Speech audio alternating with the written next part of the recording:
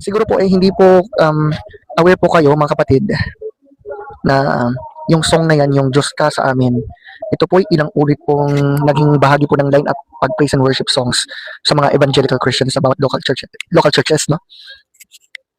But this time, nagkaroon nga ng mga discussion concerning to this matter, and this time, gusto ko pong mag-share ng aking thoughts about this. Itong sasabihin ko ay, actually, mas detalyado ko po yung i-discuss yan sa 4-part series ko, no? But this time, I'm not doing this to win a certain discussion or a debate kasi ngayon, may mga diskusyon at debate ngayon may kinalaman sa ganitong issue.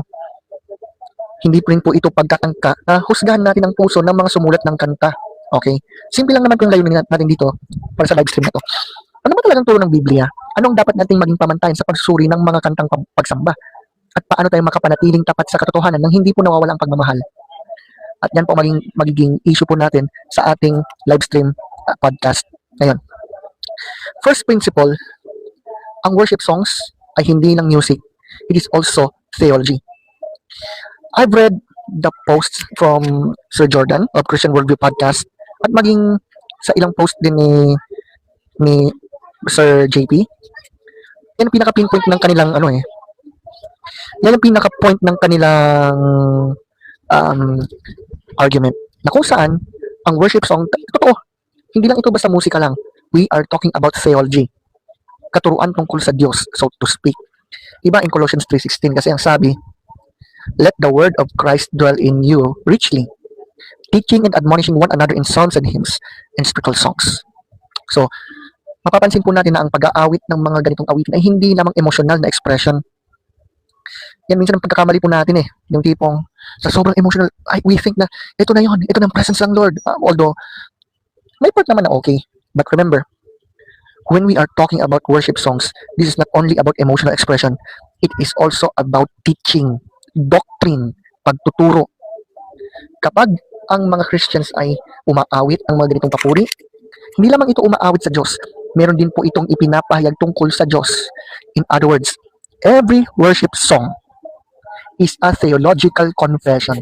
Do you remember, like for example, yung 1 Corinthians 15 creed? Hymno yun. Creed. Ganyan. Philippians 2. Hymno yun. Hymn. Anong tawag doon? Carmen Christi. A hymn to Christ. Ganyan. Yung benediction na tinatawag, ay ano kasi yun? Yun nga. Anong sinasabi? Ang biyaya ng Panginoong Heso Kristo at ang pag-ibig ng Diyos at ang pakikiisa ng banal na Espiritu. You know what I mean? Diba? Yun. Kaya nga, every worship song is a theological confession. Kaya hindi po nakakagulat kung bakit noong panahon ng Reformation at kahit sa panahon ng mga early Christians this time. By the way, while I'm recording this live, umuulan po ngayon sa amin. Okay, so please bear with me for this. Now, hindi po nakakagulat yon. Kasi hindi lamang isilap ang pagganan ng emosyon. Nagtuturo din po ito ng doktrina. Remember that mga kapatid, mga kaibigan. Okay? Second principle, paulan na Second principle, ang intensyon at ang komunikasyon ay magkaibang bagay. Na siyang pangunahing punto doon sa critic po ng post na sinulat ni Sir Jordan. Ano yun? Diba? Kumbaga, ang punto dito kasi, paulit-ulit yung sinasabi na hindi niya inaakusahan ang Hope Filipino Worship bilang mga modelists. At mahalaga pong kilalanin kasi, kung totoo yung statement of faith ng Hope Filipino Worship, kung saan parang nakadistingo yata yun sa Singapore, if I'm not mistaken, malinaw po that they believe that there's only one God, one being of God, who existed, one being with three co-eternal and co-equal persons, the Father, the Son, and the Holy Spirit. Trinitarian. So, ang issue dyan ay hindi kung ano yung kanilang sinasampalatayanan, kundi ano ang kino-communicate ng lyrics. So, magkaiba yon. Like, for example, if I said, ang tatay ko ang namatay sa krus, kahit ang intention ko ay tukuyin si Jesus, mali pa rin ang communication dahil iba ang ama kaysa sa anak. So, sa communication, hindi po sapat na mabuting intention mo. Kailangan yung mensahe mo malinaw. I hope you get my point here, mga kapatid. Okay. Third principle, na actually, na-share ko po sa inyo yung mismong chorus ng song. Like, yan. Ano yan? Sa lahat ng panahon, Diyos ka sa amin. Diba? Yan yung first line ng chorus. Tapos, if we go on through this, yung Panginoong Jesus, purihin ka, dakilain ka sa buhay ko, then, papasok yung two words na yun, aming ama. In an ordinary grammar, walang transition. Walang bagong addressee. Natural na yung tinutukoy na ka, di ba? Diyos ka sa amin. Dakilain ka sa buhay mo. Purihin ka. Well, my friends, my brothers and sisters, it's so clear that it's about Jesus Christ. No? It's about Jesus. Ito ang dahilan kung bakit maraming Trinitarians ang nagsabing may ambiguity. Hindi tayo bawal tawaging Diyos si Jesus. We believe that Jesus is God, okay? May ambiguity, hindi po dahil tinatanggihan natin yung pagka-Diyos niya. We all believe that Jesus is God. Okay. Ngayon, bakit may ambiguity? Kasi, mukhang ipinapakilala si Jesus bilang Ama. Yun. Parang ganun. Parang sinasabi doon sa song, na kung sa ordinary na grammar, parang tinutukoy si Jesus as the Father, or the first person of the Trinity. O kung sa modalistic view, na Jesus is the Father, ganun. So, valid ang observation na ito. Pero, wait lang, guys. As we have said earlier, ang Hope Filipino Worship, Trinitarian yun. Trinitarian po sila.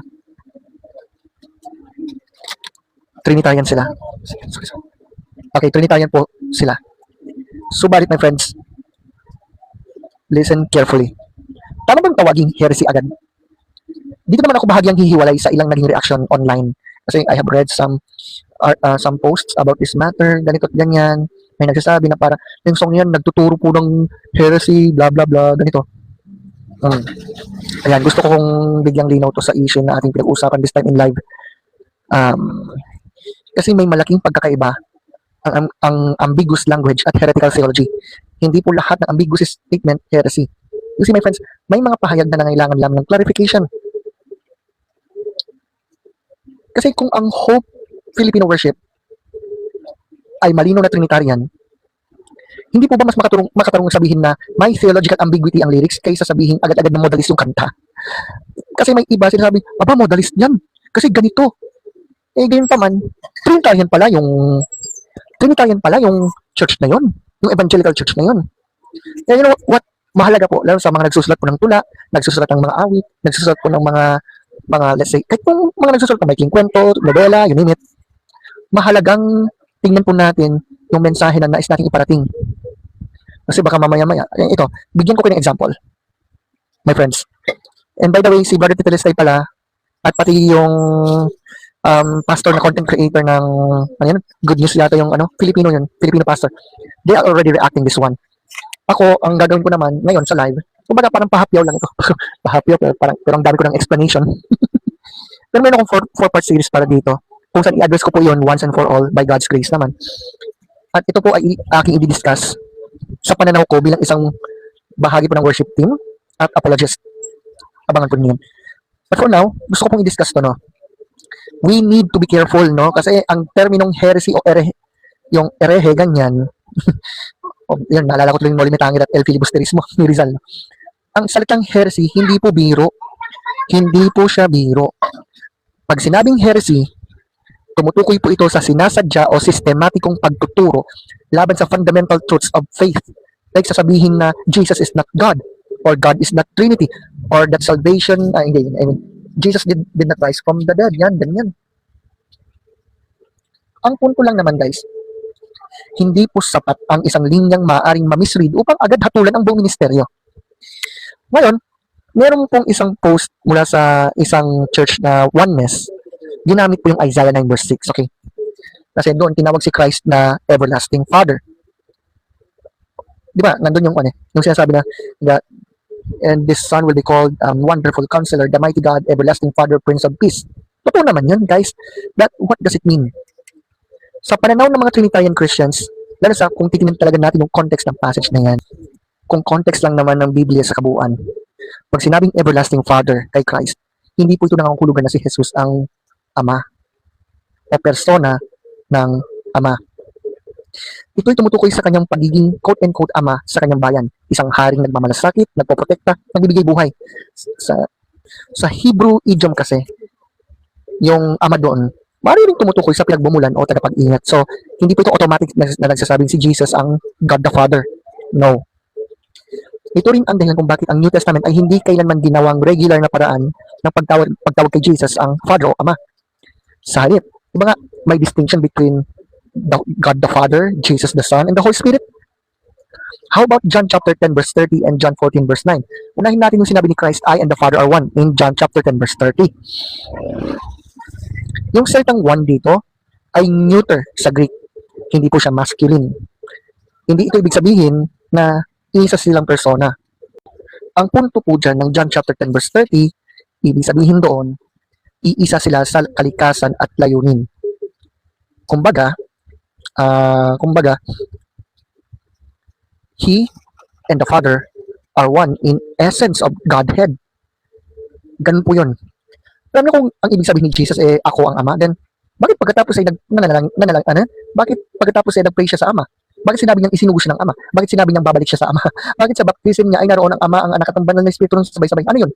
Kung tama po yung modalism, so ibig sabihin, si Jesus na doon sa Ilog Jordan na bautismo, tapos biglang lumipat, tapos nag-transform para maging kalapati, then pumunta doon sa taas, tapos nag-record doon ng kanyang boses by saying, ito, minamahal kong anak, blah, blah, blah.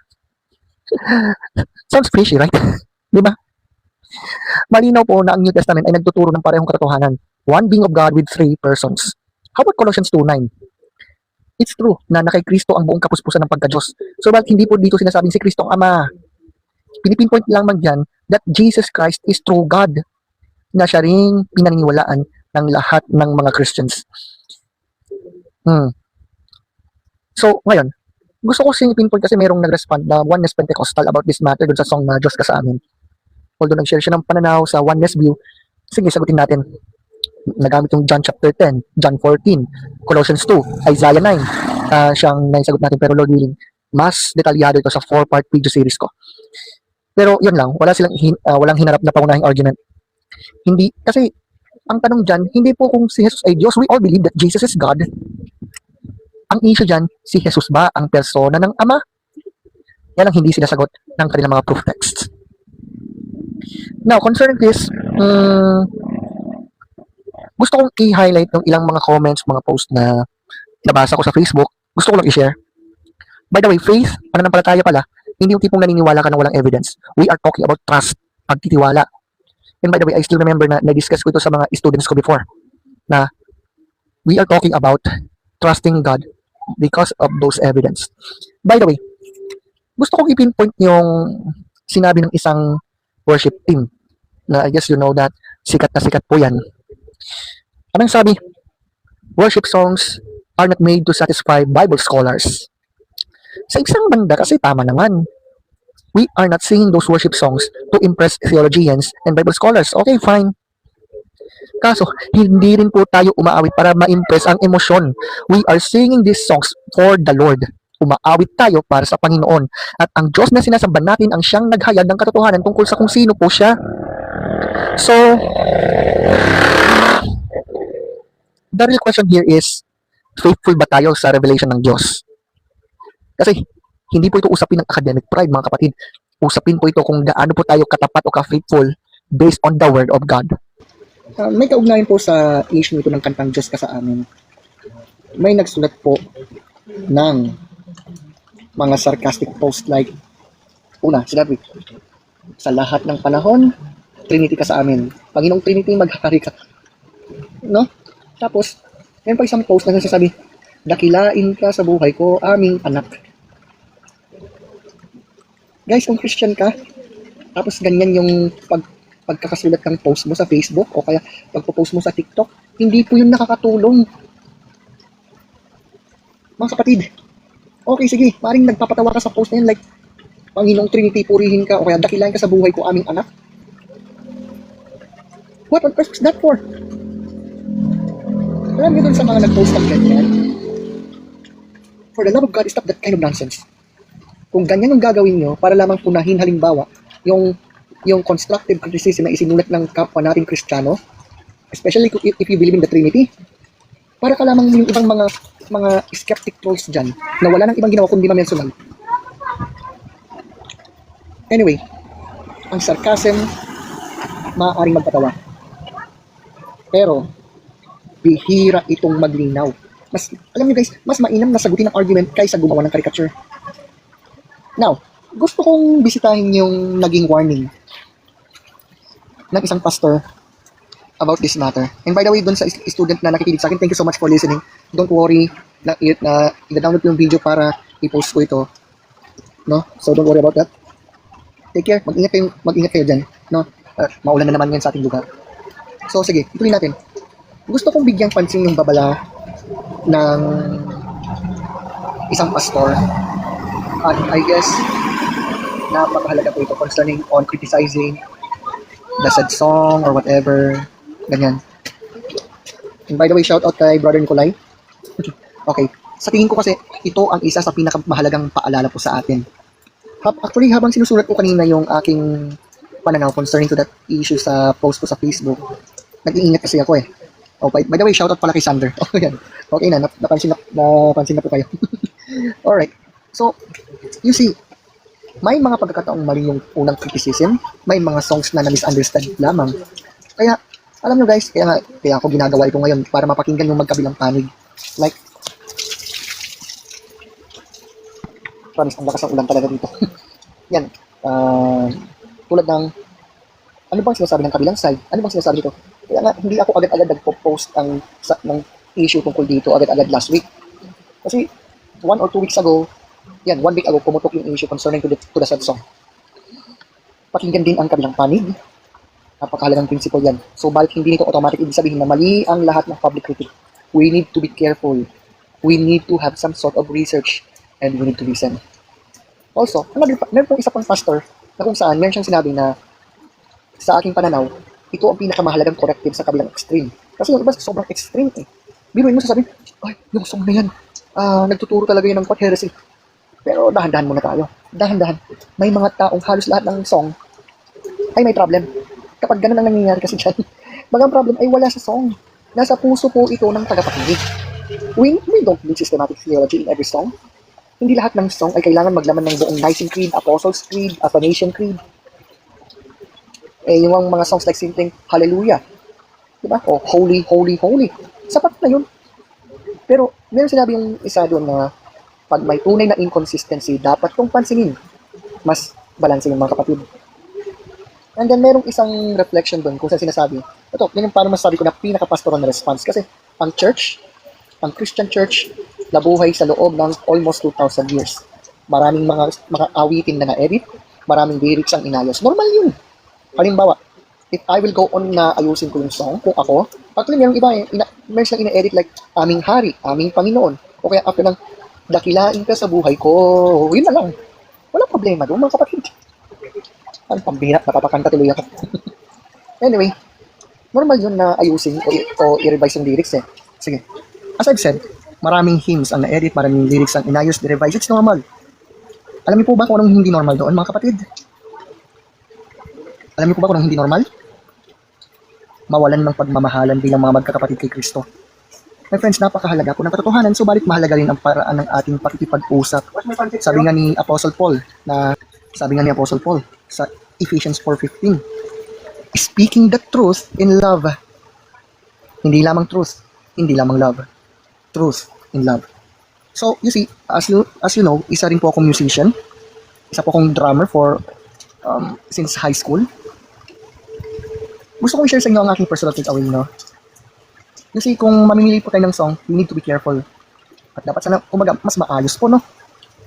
Hindi dahil naghanap tayo ng mali, kundi dahil ang mga words na inuulit ng congregation every single Sunday ay unti-unting humuhubog sa kanilang faith. Kung may mga awit, kung may mga kanta, kung may mga songs na maaring linawin ng kaunti para maiwasan ang kalituhan, hindi po tayo tutol sa revision. Hindi rin po tayo dapat tatawag ng heretic sa mga sumulat. Siguro, ang mas pipiliin natin na sabihin ay ganito. Magandang intensyon, ngunit maaaring mas maging malinaw pa ang pananalita. So this time, I would like to finish this one by a reflection. And I think napakahalaga po ito for me. Kasi this time, mahalaga pong clarity. Bakit? Ang real question kasi dyan, mas naging tapat ba tayo sa Word of God pagkatapos ng usapin ito? Okay, anytime soon, gagawa po ako ng video about this issue, 4-part series yun. Tapos, nakasulat na po ako ng aking pananaw sa Facebook. But this time, sige, tingnan natin. Mas naging tapat ba tayo sa Word of God pagkatapos ng usapin ito? If yes, then glory to God. If no, stop. Lalo kung yung magiging usapan o diskusyon, mamaya mapunta sa personal o mapunta sa condemnation, tama na. Stop that. Sayang ang oras pag ganun. Why? Kasi gusto ko pong maging patas dito. Makatwiran po yung observation ng ating mga kapatid doon sa song. Kasi yung concern, grammatical flow, Trinitarian precision. Kasi yung pangunahing argument nila, na ang natural na pagbasa ng ilang linya ay maaaring magdulot ng kalituhan tungkol sa personal distinction between the Father and the Son. Ito ay legitimate point na maaaring pag-usapan ng may paggalang, ng may respeto. Kasabay nito, I believe na dapat po tayong maging maingat na huwag agad pagbansag ng heresy o husgahan ng motive ng mga songwriters. Lalo na kung malinaw naman na ang kanilang pananampalataya, Trinitarian din pala. Diba? Kaya may pagkakaibang isang hindi malinaw na lyrics at isang systematic na maling doktrina. On the other side, mga kapatid, tama po yung paalala ng ilang mga pastors na ang paraan ng ating pakikipagdiskurso ay mahalaga. Ang pagtatanggol sa katotohanan ay hindi po license upang maging mapanlait at ang pagnanais ng pagkakaisa ay hindi dapat baliwalain. Hindi po dapat dahilan upang baliwalain ng truth. Now, ano yung natutunan ko? Number 1, ang mga songs sa churches ay dapat biblical hanggat maaari. We don't need systematic theology for this. Subalit, hindi rin dapat maging vague o malabo ang ating pananalita about God. Pangalawa, ito po sa mga songwriters po dyan, sa mga musicians like me. Listen to this. Ang mga manunulat ng awit ay dapat tumanggap po ng mapagkumbabang pagsusuri sapagkat anumang ilalagay natin sa bibig ng kongregasyon ay may impluensya sa kanilang faith. Third, sa mga critics po, dapat ding maging mapagpakumbaba, handang makinig, handang tumanggap ng paglilinaw at handang bumawi kung kailangan. Lastly, ang lahat ng panig dapat alalahaning iisa po ang Panginoong ating dinarakila at sinasamba. Hindi natin pinagtatanggol ang ating paboritong worship team, paboritong pastor, paboritong apologist, whatever it is. Ang ating sukatan ay ang kasulatan. Hindi po yung kung sino-sino, mga kapatid. So this time, ngayon baka may magtatanong sa akin, so kakantahin pa rin po ba natin yung Diyos ka sa amin? Kung akong tatanungin, oo. Pero, in a sense na, itatama yun by means of what the Bible points out. Kaya nga, maganda yung Panginoong Jesus, purihin ka, dakilain ka sa buhay ko. Pwede na yun. O kaya, Panginoong Jesus, purihin ka, dakilain ka sa buhay ko, aming Panginoon. Pwede naman yun eh. Diba? So my friends, that will be all in my reflection, my point concerning to this song. Ngayon, kung gusto nyo pa rin awitin yung awit na yan, dahil sa mga setlist sa praise and worship, go for it, mga kapatid. Go for it. But, disclaimer, we need to be careful. Kasi maya-maya, baka magkamali po tayo. Lalo sa mga doktrina. Diba? Talagang napakahalaga na alam po natin ang ating sinasampalatayanan, mga kapatid. Especially if we are singing this song to God.